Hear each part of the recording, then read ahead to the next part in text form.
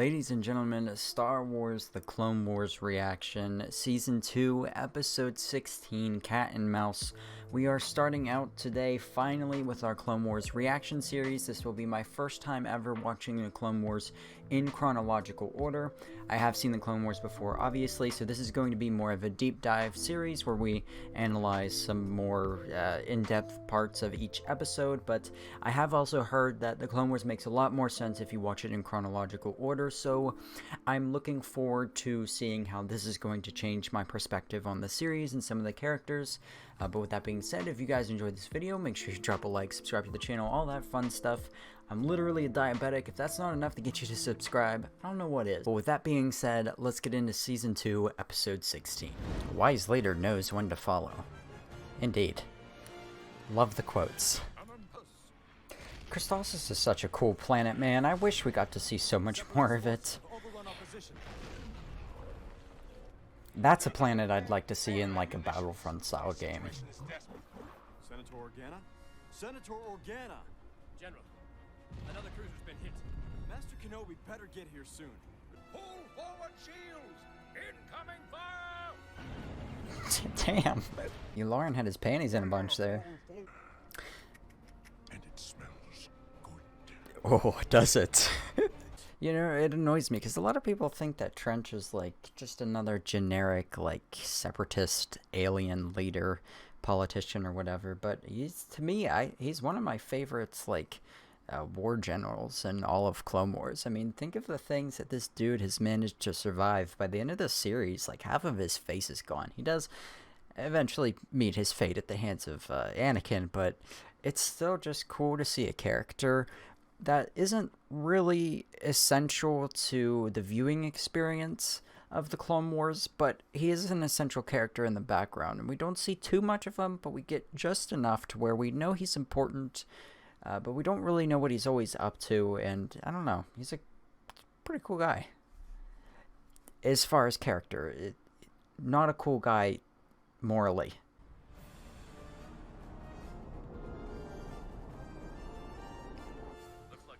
The classic Clone Wars music, dude. It's been so long.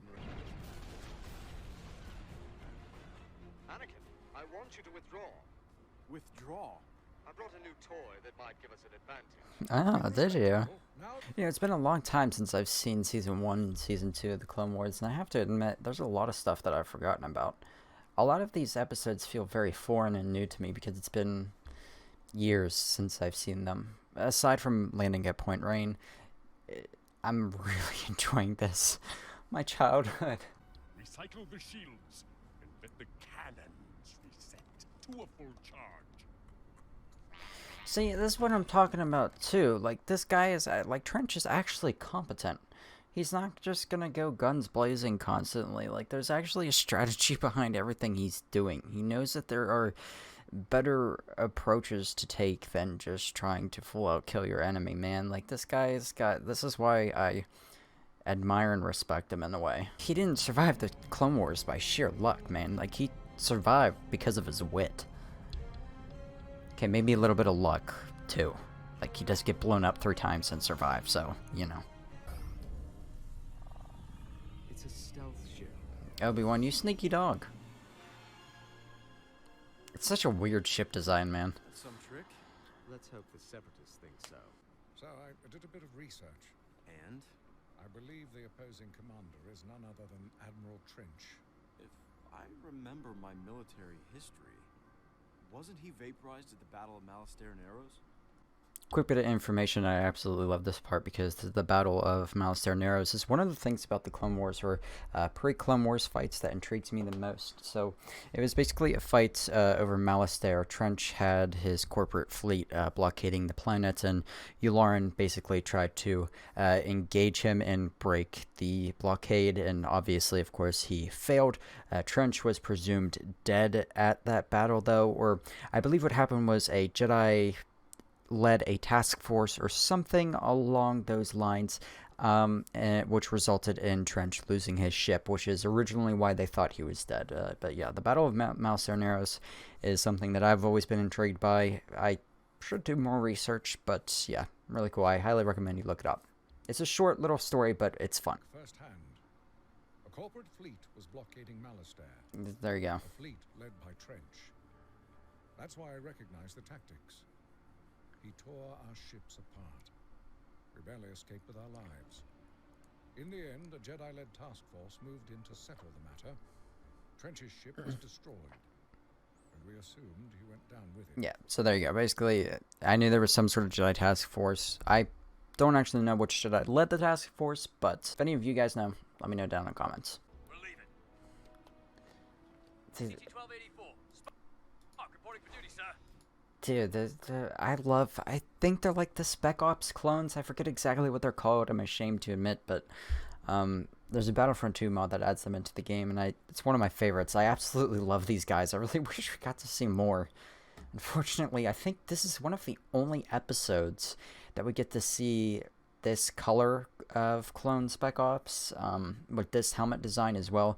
The only other time I think we get to see this helmet design is in the Battle of Geonosis, or the second Battle of Geonosis, which is earlier in Season 2 as far as release timeline is concerned, later in Season 2 considering chronological timeline.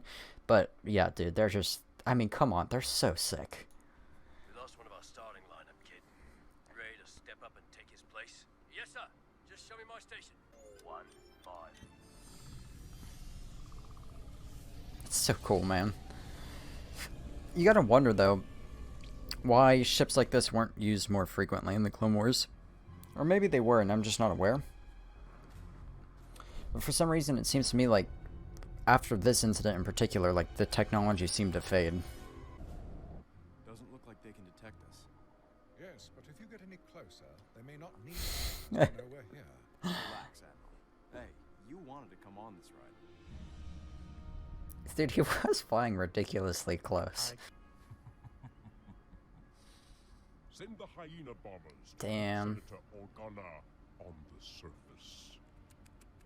That should draw those cowards out. Hyena bombers are deadly, man. Like, people really underestimate those ships. Like, that's a big 500. Jesus. Bro, could you could you imagine being in the dead of space, knowing that there are like other craft flying at you at 100 miles an hour? Literally any single one of them could kill you.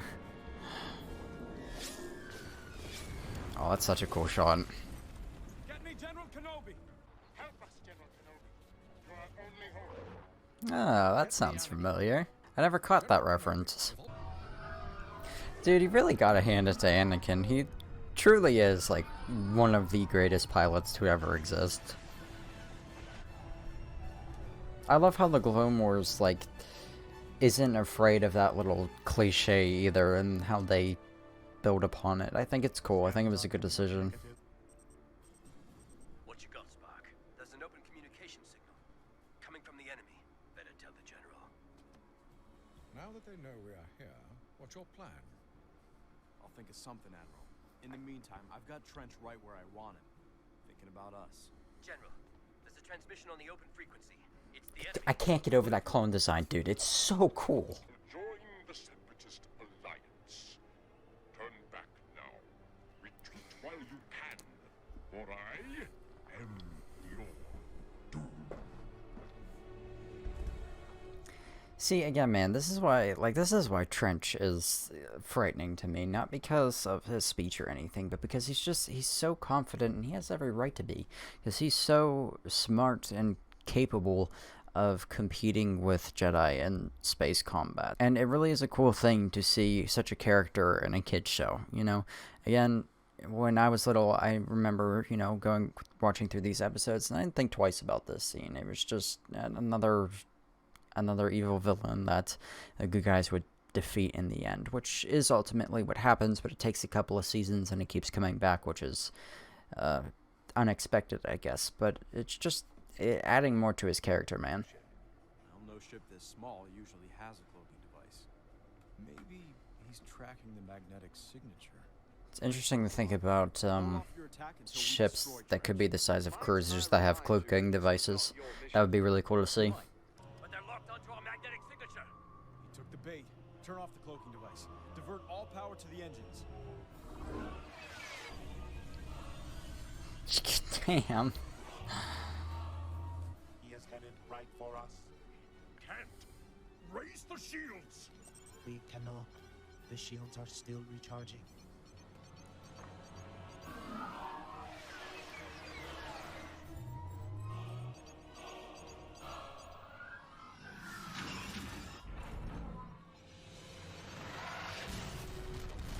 Shoo. I mean, it was kind of 200 IQ on Anakin's part. Gotta give it to him. Good job, kid. Looks like you're now officially part of the crew. Thanks, Commander. Dude, these clones are literally my favorite part of this episode.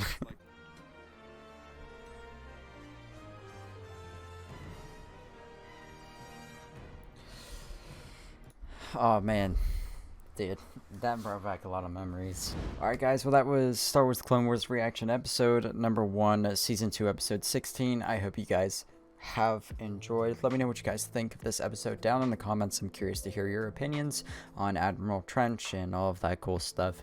But again, thank you guys for watching. Consider dropping a like down below, subscribing and all that, and I will catch you in the next episode. Have a great day, may the Force be with you, and take care.